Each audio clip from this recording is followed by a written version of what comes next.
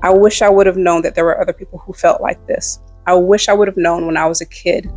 Hey, future scientists.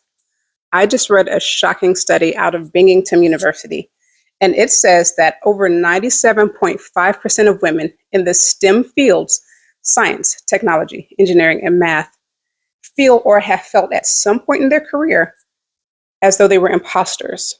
That's crazy to me, like mind-blowing, astronomically crazy. And the same study suggests that the numbers may be even higher for people of color. Let's talk about it. Imposter syndrome is a pattern where people doubt their own knowledge, skills, and abilities, despite overwhelming evidence saying otherwise. People who suffer from imposter syndrome fear that they'll be found out as someone who knows less than what the world actually believes they do. Why is this number so high? Well, unfortunately, historically, there used to be a long-standing stereotype in the STEM fields, and I'm sure in many other fields as well, that women were intellectually inadequate in order to produce results in these fields. You couple that with limited representation in the field, and you can automatically feel as though you don't belong. So why should we be talking about this? Well, one, because it's real.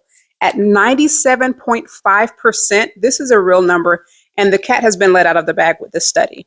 I can definitely say that this is real. As a young woman in STEM, as a young scientist, and I've been in this field for over 25 years now, I know that I felt this at the very beginning of my career because I was unsure of myself, but there was overwhelming evidence that I was the expert in my field, in my area. This feeling reaches far beyond STEM because I remember feeling like this in high school. And I wasn't even in science, I was a music major. I remember being in high school as a musician, feeling as though I don't want people to think that I'm better than what I actually am. But in reality, I was that girl. So that is to say, it's not just in STEM.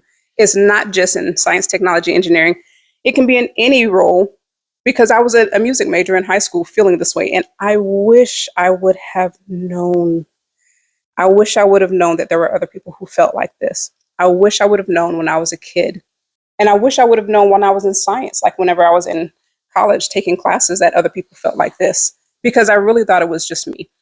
Which leads me to point two. Why should we be talking about this? Because this study also showed that people who feel as though they may be imposters or experiencing imposter syndrome have a decreased feeling of satisfaction with themselves. This study showed that it can lead to a decrease in mental health. Remaining silent can deepen stress and isolation, which can lead to poor overall mental health. This is a community. And open conversation about imposterism can be a huge step in protecting our emotional health and our mental well-being. In the words of Viola Davis from The Help, you is smart, you is kind, you is important. Let's talk about it. This is an open community. This is a community of, well, science, technology, engineering, and math, of course, but it's on YouTube, so it's a community for all.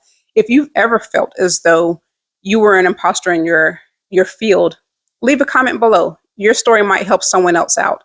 If you like this type of conversation and want to learn more about what's going on in science, technology, and engineering math right now, today, then hit that like button or consider subscribing to this channel. As always, thanks for watching.